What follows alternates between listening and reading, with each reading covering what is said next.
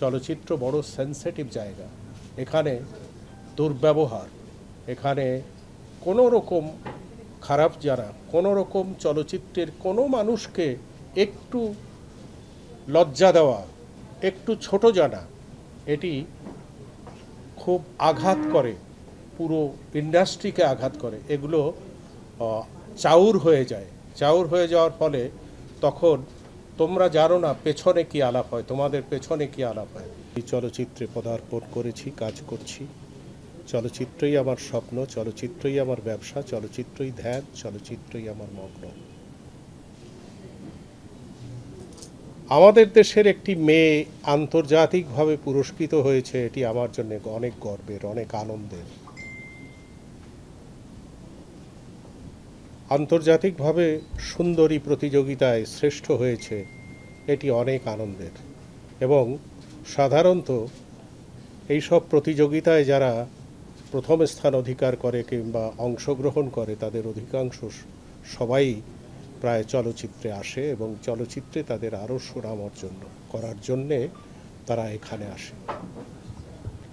আমি আশা করব, টিএটাইপ বলেছে অনন্যা মেয়েটি এর আগে সিনেমায় কাজ করেছে, আমি আশা করব ভবিষ্যতে আরও বেশি বেশি চলচ্চিত্রে অভিনয়ের জন্য আমাদের প্রযোজক মহোদয়রা তাকে চলচ্চিত্রে নেবেন এবং চলচ্চিত্রে সে যেন কাজ করতে পারে, সে তার প্রতিভা প্রকাশ করতে পারে, সেই সুযোগ করে দেবেন। সর্বোপরি আমার অনুরোধ থাকবে অনন্যার প্রতি। আমাদের দেশে সাধারণত ইতিপূর্বে আমরা যা দেখেছি, খুব দুঃখের সঙ্গে বলতে হয়, দুটো ছবিতে নায়িকা হয়ে তার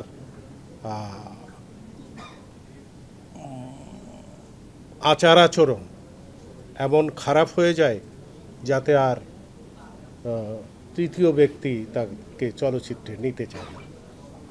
এই আচার আচরণটা যেন চলচ্চিত্রের মানুষদের জন্য কোনো দুঃখজনক না হয়। তোমার আচরণে, তোমার ব্যবহারে যেন। আমি আজকে একটু আগে চ্যানেল আই থেকে এলাম। চ্যানেল আইতে আলাপ হচ্ছিল শবনমের কথা। শবনমের একটা ইন্টারভিউ করেছে, তো শবনমের কথা আমি বলতেছিলাম যে অদ্ভুত মহিলা, আমার অনেক সিনিয়র তিনি আমার ছবিতে যখন আম্মাজান ছবিতে অভিনয় করেন তখন তিনি সেটে বসে থাকতেন।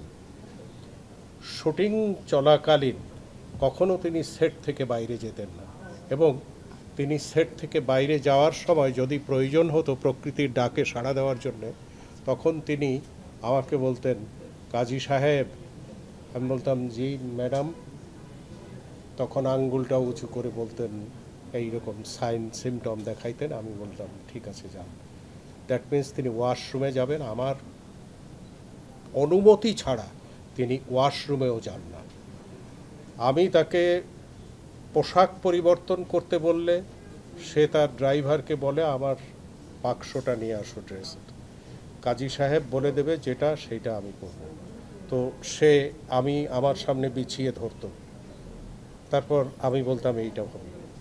এক বাক্যে কোনো কথা না বলে সেইটা সে পরিধান করে বলল যে আমি 5 মিনিটের মধ্যে চলে আসবো। হ্যাঁ ভাই। তো এত বিনয়ী না হলে আজকে শবনম হতে পারতো না। শবনম কিন্তু লিজেন্ড। শবনমের ইন্টারভিউ নেওয়ার জন্যে লোক মুখিয়ে থাকে। আমি বলবো এরকম আজকের একজন শবনম হওয়ার জন্যে অনন্যা, চলচ্চিত্র বড় সেন্সিটিভ জায়গা। এখানে দুর্ব্যবহার, এখানে কোনো রকম খারাপ জানা, কোনো রকম চলচ্চিত্রের কোনো মানুষকে একটু লজ্জা দেওয়া, একটু ছোট জানা, এটি খুব আঘাত করে, পুরো ইন্ডাস্ট্রিকে আঘাত করে। এগুলো চাউর হয়ে যায়। চাউর হয়ে যাওয়ার ফলে তখন তোমরা জানো না পেছনে কি আলাপ হয়, তোমাদের পেছনে কি আলাপ হয়।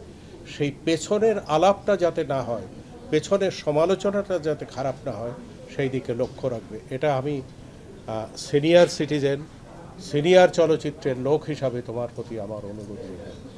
আমার ক্যাপ্টেন এহতেশামের হাত দিয়ে অনেক নায়ক নায়িকা এদেশে এসেছে। ক্যাপ্টেন এহতেশাম সর্বপ্রথম তাদের নিয়ে আসতেন, যারা তার কাছে যেত, যারা নায়িকা হওয়ার জন্য চাইতো, তাদের নিয়ে আসতেন এফডিসিতে। এফডিসিতে এনে তিনি প্রত্যেকটা পরিচালকের সাথে, যাদের সাথে দেখা হতো, তার পরিচয় আছে তার, তাদের বলতেন যে পায়ে হাত দিয়ে সালাম করো। না, পায়ে হাত দিয়ে সালাম করতো, সব সময় সম্মান করবা, যেখানেই দেখা হবে তাকে সালাম দেবা। তো এটি একজন নায়িকা হওয়ার পেছনে, একজন ভালো অভিনেত্রী হওয়ার পেছনে, একজন জনপ্রিয় নায়িকা হওয়ার পেছনে অনেক অবদান। তো এই বিগত যারা জনপ্রিয় হয়েছে আমাদের দেশে, তারা এই সব অবজ্ঞা করে নাই।